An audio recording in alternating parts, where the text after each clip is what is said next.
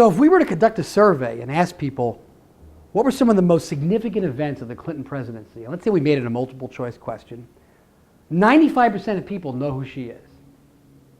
And the remarkable thing is less than 5% know what the Glass-Steagall Act is, know that we pushed through the repeal of the Glass-Steagall Act during the Clinton presidency. And many argue that act was the most significant event that led to the financial meltdown today, which it is. And what really this goes to show is that our methodology of distracting people from paying attention to what we're doing is working remarkably well. Our media has really done a great job, and the people we put in place have done a great job at really keeping the focus away from the workings that we're involved with. As Thomas Jefferson said, whenever the people are well informed, they can be trusted with their own government. So can you trust an electorate that doesn't understand the most important event of the Clinton presidency, yet knows his sexual habits? That's what we're dealing with here. These people have made a choice. And so when people complain about us and what we do, they're complaining from a position that makes absolutely no sense. Everybody here in this room knows what the Glass-Steagall Act is. Religion contains a lot of wisdom. There were a lot of people thousands of years ago who had nothing to do. They had no TV, no entertainment, so they thought about things. And they came up with some great wisdom, and a lot of this is very relevant today.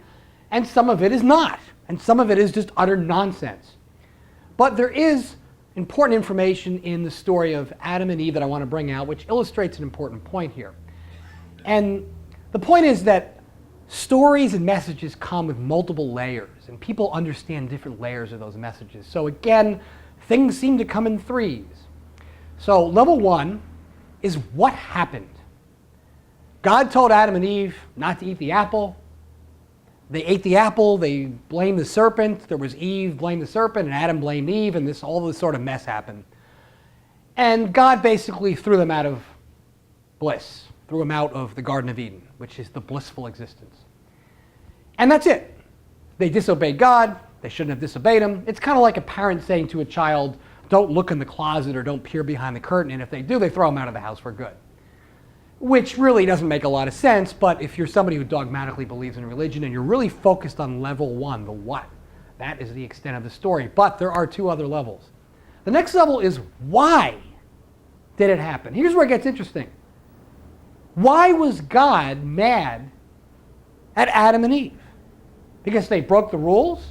Yeah, sure, maybe. But why was he really angry? They blamed each other. Nobody took responsibility. Adam blamed Eve, Eve blamed the serpent. That's the why. That's why he was really angry. His children were fighting each other. Not to eat the apple, not to look in the closet, was really a minor issue. It may very well have been a test. That's the why. Nature has made us curious. We should never be ashamed of our nature, but we should be ashamed of fighting each other. Layer 3 is who are you? You can't answer the question of why, what's important, unless you know who you are and what your values are. Very few people think at that level, and that's by design, which we'll get to. So the question there is, God knew that Adam and Eve were going to eat the apple. He made them curious. It's human nature. The question is, what was the path from not knowing what's in the closet, not knowing what's behind the curtain, to knowing, to being more like your parents, to knowing the secrets of love, sex, and making mistakes, and uncertainty, and confusion? Can you imagine if a child knew that that's what their parents thought? Can you imagine if we knew that's what God thought? Can you imagine if we were more like God? My God. That's why people stay away from that. That's the who. That's the higher level. Eating the apple is about having knowledge. And we live in a world where most people are at the level of what. Some people are at the level of why, and very few people are at the level of who.